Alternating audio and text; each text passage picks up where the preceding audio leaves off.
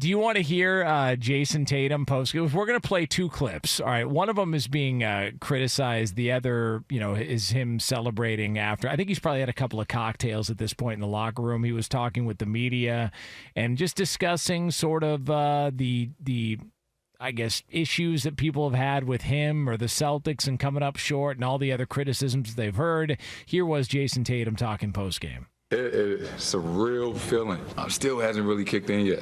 Just trying, I guess, to enjoy the moment. I kept saying, wow. These last 7 years have been a roller coaster, up and down. I had to listen to all the about me, and tonight it was worth it. Oh, my God. This is at the top of the mountain. To be able to say we did it, that we came together and we won a championship, banner number 18 has been hanging over our head for so many years, to know that we're going to be engraved in history, and it still hasn't registered. I'm just still trying to process it all. So Jayson Tatum post game, now he's off to Miami. Good for and they're him, gonna man. Celebrate with the rest of the team. I know what that feels like too. I didn't get any retribution for it. I wasn't able to say, "Oh, well, we got a Super Bowl," and could tell everybody to kiss my ass. But I get where he's coming from for certain. When people have strong things to say about you, when the expectations are high and you have such high expectations, and people don't see the good in what you do. They just see the shortcomings and the failures of it, and that's what's generally reported and what's talked about, and that's more intriguing and interesting. It's so crazy to me that the biggest breaking news, if you ever really think about what people really, really pay attention to, when it's that big moment of breaking news, right? If it was breaking news of, I don't know, something positive, and I can't think of a good example, but I can think of a great example of if there was the O.J. Simpson deal, the police are chasing him, major news. You'll stop everything to show this man in a truck getting trailed by police cars. Yeah. I can remember when Michael Jackson passed away and how that the coverage of that, what that was like. It's tragedy and negativity are the biggest, most consumable pieces of information and news that our general public subscribe to. And it's when there's that high-speed chase on television or a standoff, are they going to shoot? Are they going to show the person getting shot up? Are they going to show how you remember when the dude was driving and they're like, get it off of him, oh gosh. And they didn't get it off of him in time, and he offed himself. Oh yeah, right on live television. Yeah. That's the stuff that people are into. So there's this idea that things that happen positive aren't really. It doesn't sell. It doesn't grab people's attention. Even with all of this Caitlin Clark stuff going on, it's really it's really rooted in negativity.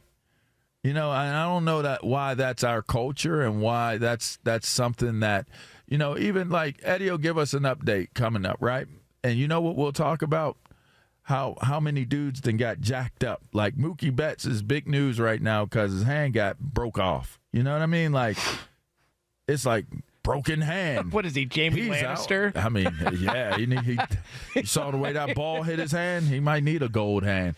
I just think that good for someone, whether it's sports and in real life, good for you if you had detractors, if you saw how people treated you and talked about you and handled things with you because they thought you were lesser because you weren't able to achieve what people thought you were going to achieve or wanted you to achieve, or maybe something that you said you were setting out to achieve and maybe you hadn't achieved it. That man said 7 years. It took him 7 years to get to this point.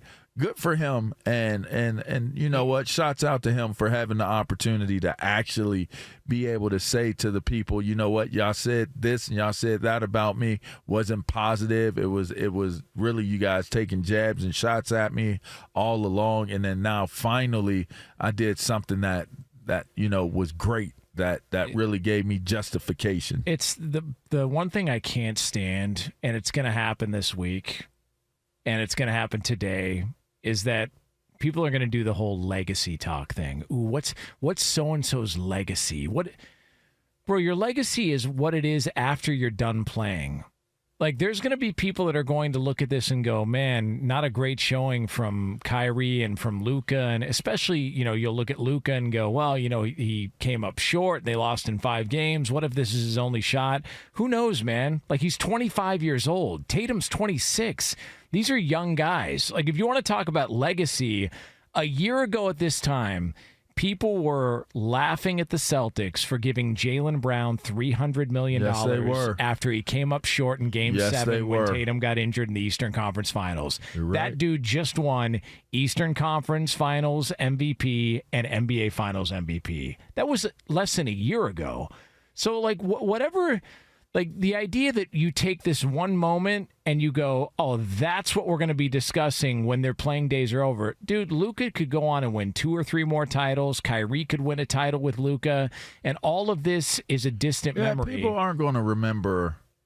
The interesting thing about BS coverage and negativity and coverage is people don't remember it unless it's significant. Like, people will remember Jason Williams shooting his Rottweiler. You know what I mean? Like, you might not remember anything else about his career, that he was a pretty doggone good basketball player. White chocolate or the other one. He shot the driver, You don't right? remember? He shot. They said he shot his Rottweiler, too, because he wasn't mean enough or something. I don't know. I remember it. That'll fix him. Oh, you don't want to be a good guard dog? Bang! Get another one. Jesus. Really? I think so. Lee, can we fact check that? We don't want to give out any reckless information here on this show. Why got to be reckless? Well, people get very sensitive about certain things. I'm just saying. Based on our WNBA takes yesterday, people were not. So what? We're not thrilled. So we're just fact checking whether or not Jason Williams shot his dog. I mean, it was, honest to goodness, I thought it was a Rottweiler. Lee, what shot his own own pet months before chauffeur slaying. Williams' heartlessness shot his own Rottweiler. Boom. To death after losing a $100 bet with a basketball buddy just 6 months before fatally shooting a limo driver, a prosecutor claimed yesterday. Huh. And I remember, and the point is I remember it. I remember this. And it was a Rottweiler. I remember the breed of the dog. I remember it because it was tragic. So I fall victim to the same that I'm talking about, that us as a culture and a society, what we consume. But had Jay Williams, think about this. Can you name the person that was allegedly, when he was charged for it with Ray Lewis at the Super Bowl, the year before he goes and wins the Super Bowl and is the MVP? Can you name the guy's name? I cannot. Okay. But I can tell you that Jason Williams shot a Rottweiler. By the way, LaVar Arrington, College Football Hall of Famer, Dead Dog Insider here on FSO. Dead dog. Dead dog walking. I'll be honest with you. He hanging with Boss Hogg. I did not have a shot Rottweiler making it into our finals recap. Dang. For the show. All I'm saying is Jayson Tatum winning I mean, if I was an avid sports fan, as an avid sports fan, I was able to apply it to an athlete. Hey, you know what? Get a more entertaining finals. Don't blame us. You ain't lying. I mean, when you accomplish greatness, that's what people remember. If I say, who won the 2000 Super Bowl. What are you going to say? Ravens. Do you remember? Ravens. The Ravens. Yeah. Who was the best player on that team? Ray Lewis. Hands down. Yeah. Who won the MVP? Ray Lewis. Okay.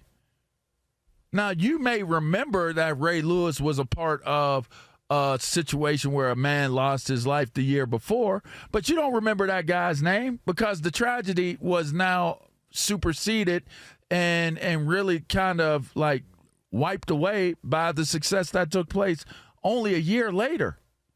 If it had been 2, 3, 4 years later, it would have been wiped away. People will remember the successes in the end more than they remember. They'll say they'll remember that it happened, but they're not going to remember the details of it. People will remember that Jayson Tatum struggled. They won't remember how many years. They really won't unless you're like a real historian of the game.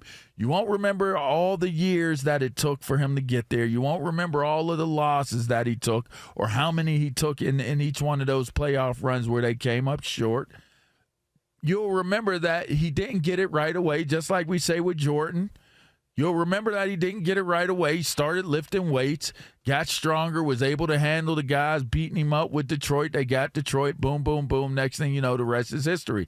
You remember all of the greatness of what he accomplished after all the things that he struggled through to get to where he was at. A lot of people think that overnight success stories are just that, overnight success.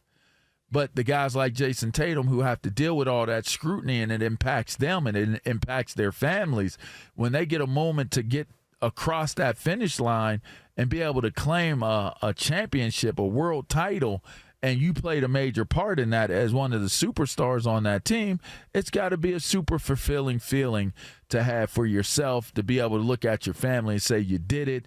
All of the times we came up short, all of the things that people had to say, your kid had to deal with preschool or elementary school, and people calling your dad a loser or calling you a loser, the wife going to the gym, they like, you lifting those weights good, but, maybe you should bring your husband in here to lift the weights with you. All kinds of, ways of diminishing somebody. He gets to now say, it was all worth it. Oh, and you know where this is going to go, though, because this happened to Steph Curry. The first NBA Finals they won. One wasn't good enough? Well, it was Andre Iguodala who won MVP of the Finals that year. And so the criticism went from, they moved the goalpost. It went from, well, you can't win a championship with that style of play to, well, yeah, you can't win the NBA Finals MVP with that style of play. And so the criticism of Tatum before is now just going to be moved. Yeah, well, he wasn't the best player on his team in the finals. Dude, come on. What are we doing here? Right. Guy's an NBA champion. You can't take that away. You can't. That stays with him the rest of his career, which is why just seeing some of the feedback and some of the pushback on some of these guys. And listen, Luka's going to get it. There's probably going to be criticism. Kyrie will get it, no doubt about it. People forget Kyrie already won a title and hit the shot that clinched the game on the road in a Game 7 to do so.